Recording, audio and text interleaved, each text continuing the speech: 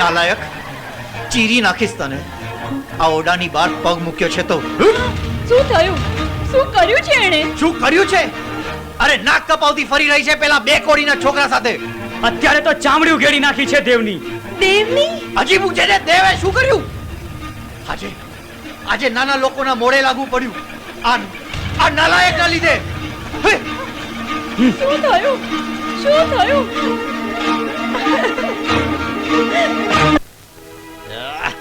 હા, નાના લોકો તમારા મોઢે કેવી રીતે લાગી શકે? નાના અને ગરીબ લોકોનું તો અડેલું પાણી પણ તમે નથી પી શકતા, પણ તેના ગમે તેવા બૈરાઓ તમને ચાલે. બકવાસ બંધ કર. આજ સુધી ના તો તમારાથી સ્ત્રીઓ છૂટી છે, ના તો દારૂ, પણ મારી ફૂલ જેવી છોકરીની ખુશી તમને નડે છે. એણે જરા હસી લીધું, એમાં બધાના માથે આપ તૂટી પડ્યું. હું આજે મરી જઈશ તો તમે કાલની રાહ નથી જોવાના. બેન્ડ વાજા સાથે બીજી લઈ આવશો, આનંદ કરશો, મોજ મજા કરશો.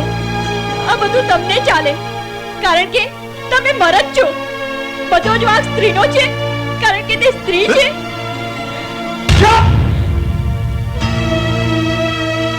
જો કોઈ મને પૂછે તો હું એમ જ કહીશ કે ભગવાન કરે તમારા ઠાકોર ખાનદાનમાં 7 પેઢી સુધી કોઈ દીકરી ના જન્મે, નહીંતર તમે એને પણ આમને આમ મારી નાખશો.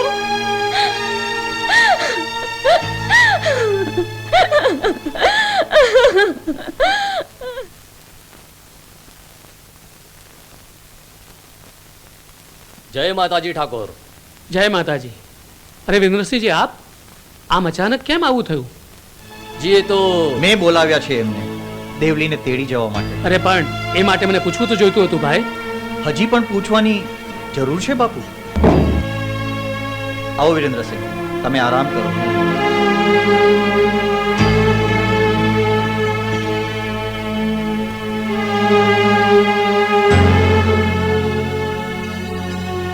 દેવલીનો સામાન બાંધો. રાજા સાહેબ તેને તેડવા આવ્યા છે. આવો રાજા સાહેબ.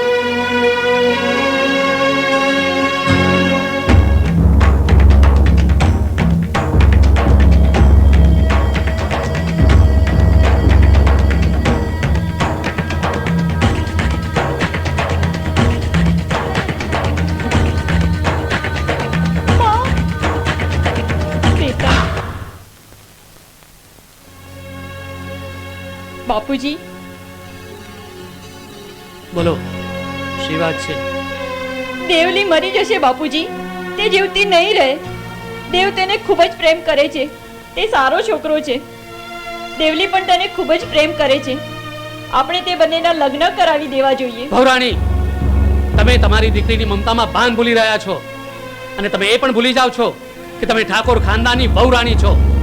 ચાલ્યા જાઓ અહીંથી. હું તો માં છું એ અભાગ્યની, પણ બાપુજી શું તમે તેના કશું જ નથી? અને દેવ પોતે આખા ગામની સામે કહી ચૂક્યો છે કે તે દેવલી સાથે લગ્ન કરશે.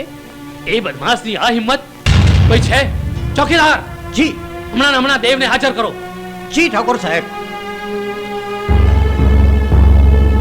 દૂધ પાઈને સાપ ઉછેર્યો, પણ એને ખબર નથી કે અમે સાપને દૂધ પાઈ શકીએ છીએ તો એનું મસ્તક પણ સૂંધી શકીએ છીએ. કેમ નહીં? કારણ કે તે ગરીબ છે એટલે ને.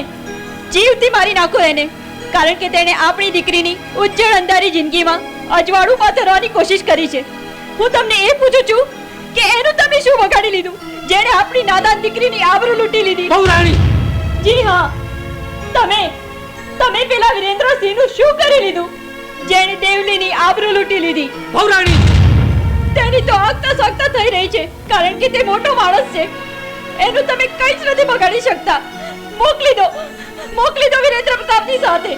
સોંપી દો એક કસાઈને મારી દીકરી.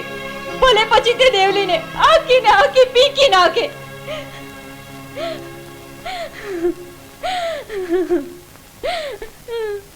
સાંભળો છો? વાત વધુ બગડી ના જાય. જે કઈ પગલું ભરો સમજી વિચારીને ભરજો.